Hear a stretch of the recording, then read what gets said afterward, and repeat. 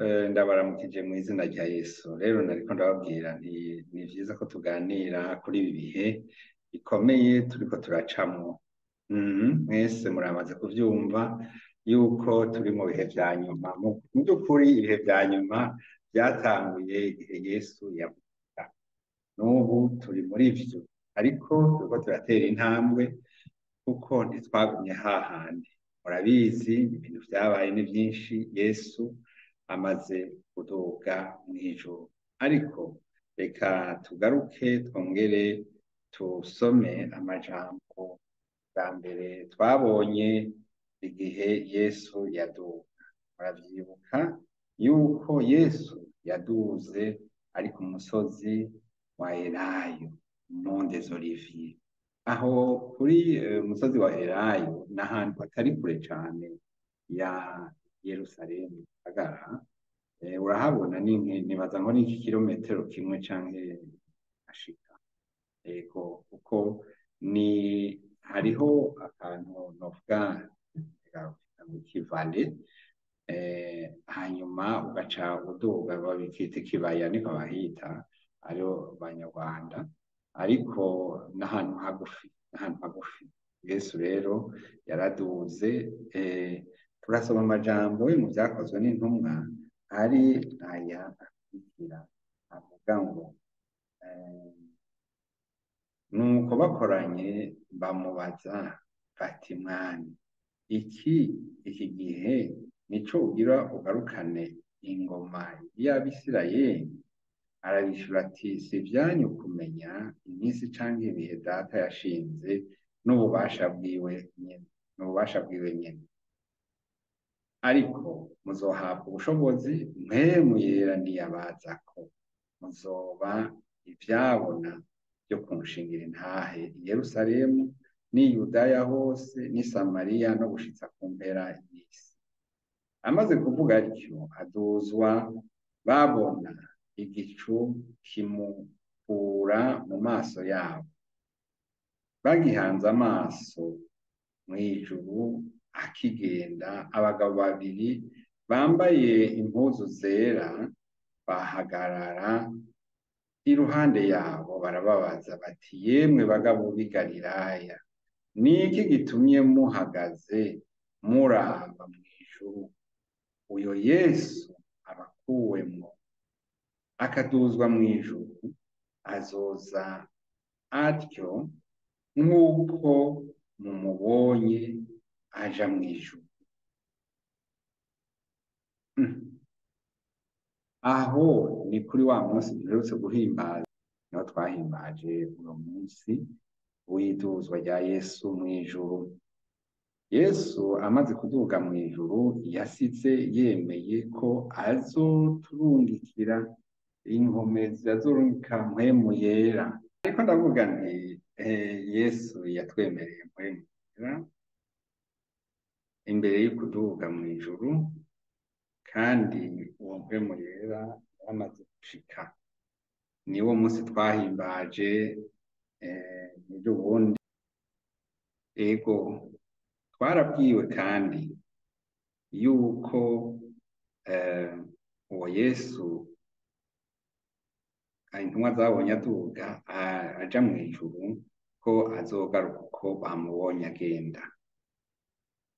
Mbega kuri uyu munsi wa Pentekote vyagenze?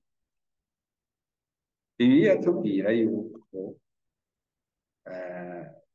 dusomye mu vyakozwe n'intumwa, reka nsome umutwe w'amajambo igice ca kabiri c'ivyakozwe n'intumwa. Umutwe w'amajambo uvuga ngo ukuza kwa mpwemu yera.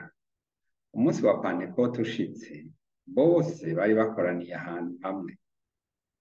Haza igihinda kivuye mw'ijuru giturumbuka nk'uguhuhuta k'umuyaga w'inkomezi, gikwira hose mu nzu bicayemwo. Hababonekera ibirimi vyigabanije nk'ivy'umuriro, bibaja ku mwumwe. Bose buzuzwa mpwemu yera, batangura kuvuga izindi ndimi uko mpwemu abahayi bivuga bamye abagabo bubaha Imana bari baravuye mu mahanga yose yo munsi y'ijuru. Ico gihinda cumvikanye hakorana abantu benshi barajorerwa, kuko umuntu wese yumvise ururimi rw'iwabo baruvuga, barumirwa bose baratangara bati mbega aba bose bavuga s'abagalilaya s'abanyagalilaya?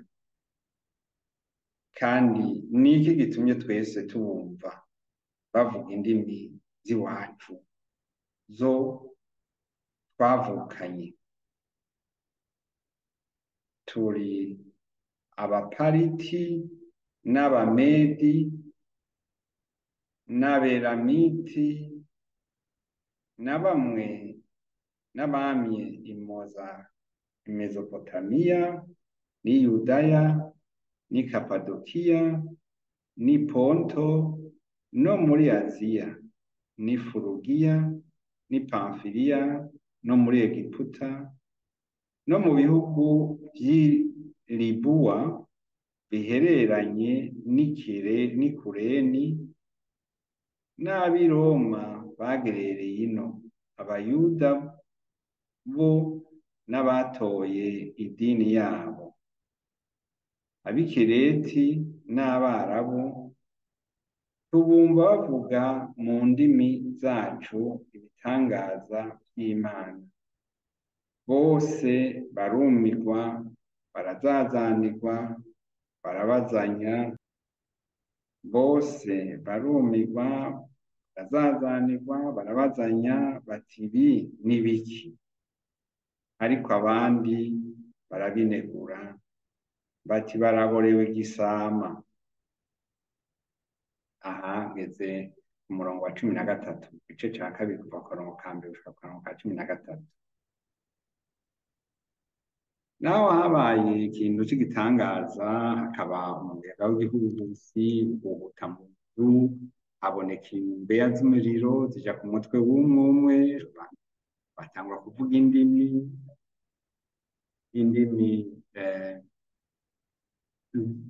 batari bamenyeye kuvuga, ariko abari aho bose umwe yabumva bavuga mu rurimi rwiwe.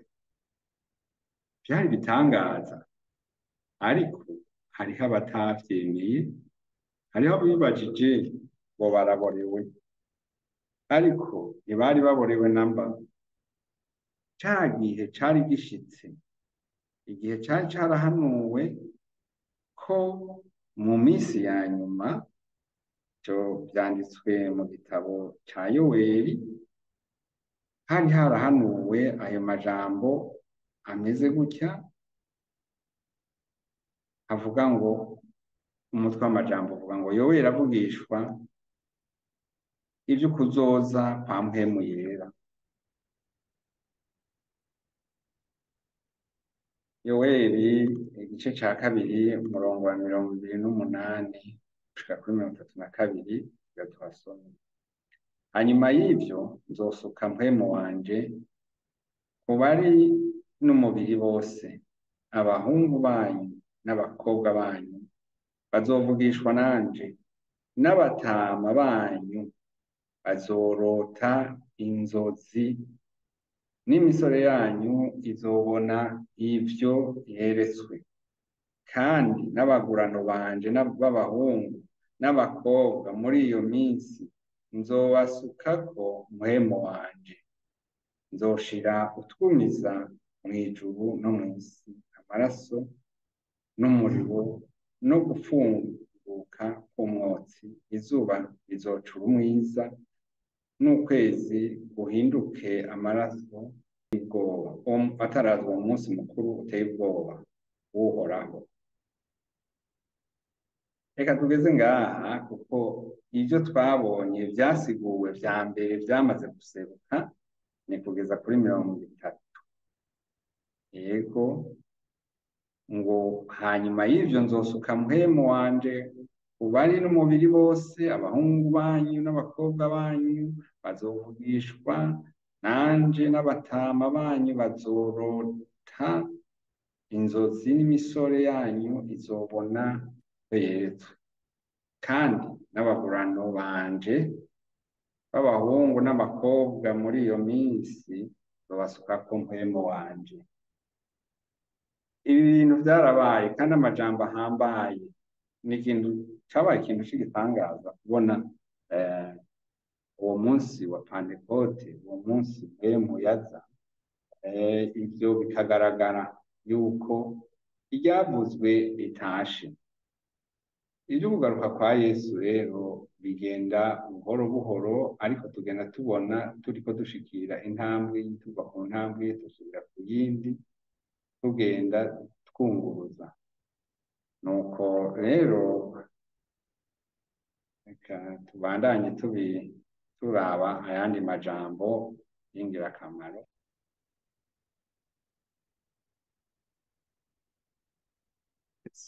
Akiri atarapfa, ataricwa ngo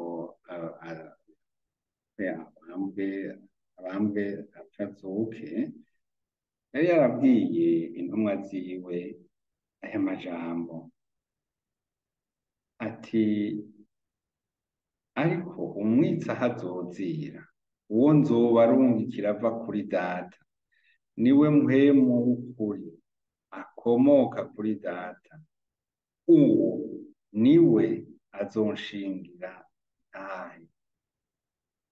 Kandi namwe nyene muranshingira intahe, kuko mwari kumwe nanje uhereye mbere na mbere. Hariya hari ikintu dukwiye kumenya, nuko ni igikorwa ca mpwemu yera muri twebwe. Igikorwa ca mpwemu yera muri twebwe nico kitwemeza icaha. Igikorwa ca mpwemu yera muri twebwe kitwereka aho duhagaze.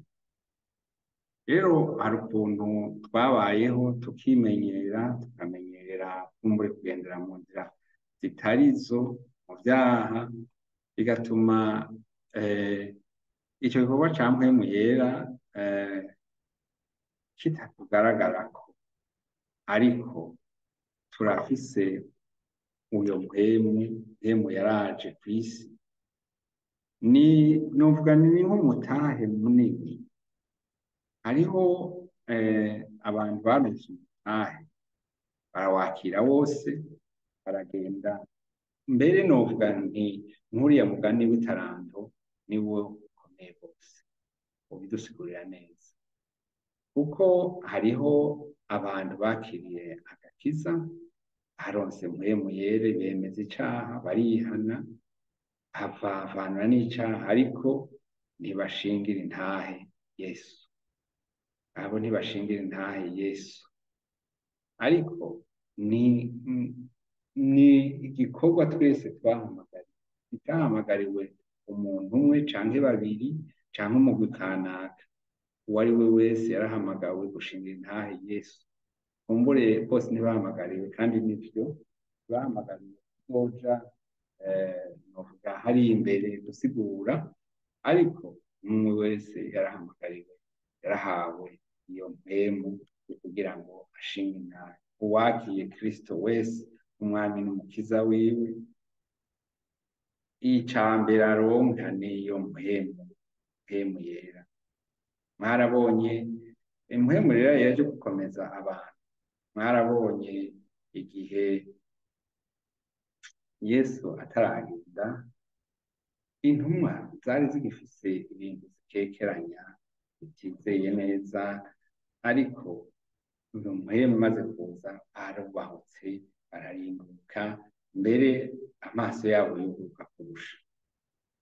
Reka turabe bimwe mu bimenyetso vyanditswe mu gitabo c'igalatiya, ibaruwa Pawulo yandikiye ab'igalatiya, ababwira ibiranga ufise mpwemu w'Imana.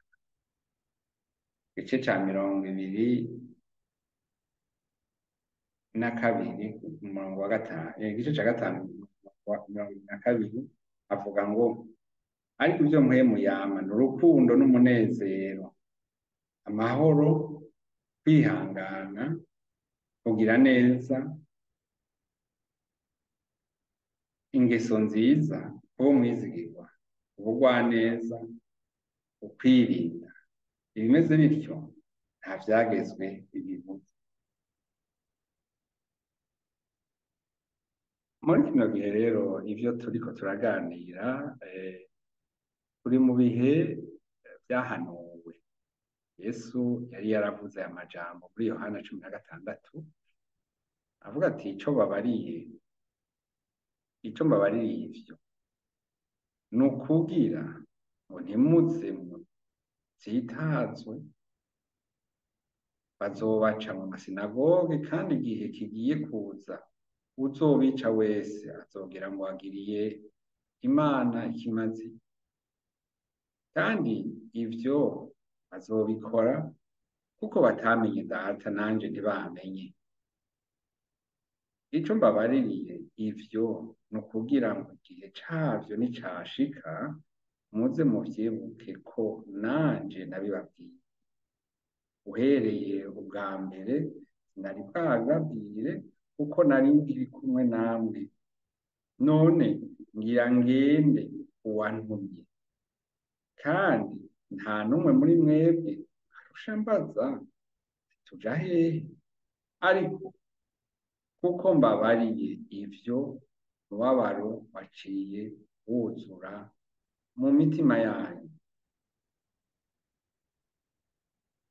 Igikorwa c'umwiza, ariko jewe ndababwira ukuri, ikizogira ico kibamarira nuko jewe ngenda, kuko nintagenda umwiza ntazoza kuri mwebwe. Ariko ninagenda nzomubarungikira. Uwo niyaza azohinyuza ab'isi, abemeze ivy'icaha n'ivy'ukugororoka n'ivy'amateka. Ivy'icaha kuko batayizeye,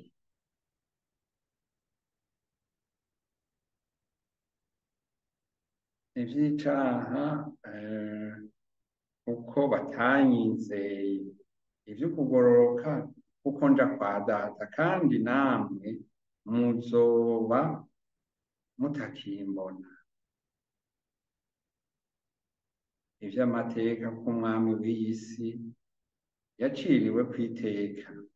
Nari ngifise vyinshi vyo kubabwira, ariko ntimushobora kuvyihanganira ubu. Ariko uwo mpwemu w'ukuri niyaza azobarongora abashitse ku kuri kose, kuko atazovuga ivyo yigeneye, ariko ivyo azokumva vyose nivyo azovuga, kandi azobamenyesha ibigira bize. Uwo azoshimagiza jewe, kuko azokwabira ku vyanje akabibamenyesha. Ivyo Data afise vyose n'ivyanje, nico gitumye mvuga nti yabira ku vyanje akabibamenyesha. Inshuti zanje, twariko turaganira ngaha. Aya n'amajambo yatwibutsa ibijanye n'ivya mpwemu yera. Ubu ari muri twebwe, ntihagire ubibaza ngo ntari hafi. Urashobora kumva utaco wumva, senga usabe, mpwemu azoza kuri wewe, azokwigaragaza. Ego dukoreshe ibi vyahanuwe. None rero nkaba ndagushimye kuri uwo mwete wagize wo gutega amatwi aka kanya kose turi kumwe. Yesu aguhezagire. Mwari kumwe na Irene Nahazo. Mushaka kwakira Yesu nk'umwami n'umukiza wanyu, mwegere umukozi w'Imana ari hafi yanyu, canke mundondere hano kuri uno murongo. Mana, turagushimiye kuko uri Imana ihoraho yaremye ijuru n'isi. Wakoze kuri aba bene data abavukanyi bumvirije iki kiganiro, bagifise ibibazo n'amazinda ku vyerekeye mpwemu yera. ndasabye Mana ngo ubacire inzira kugira ngo mpwemu yera bashike ko abigishe ukuri kose Mana nk'uko wabitegekanije kugira ngo kuko uzogusaba wese wavuze kuzomuha noneho ijambo ryawe riravuga ngo ntawe usaba se ngo amusabe umukate amuhe ibuye cyangwa amusabe ifi amuhe inzoka ariko amuha icyo amusabye nk'uko ijambo ryawe ribidusigurira neza Yesu abahezagire akoze Mana.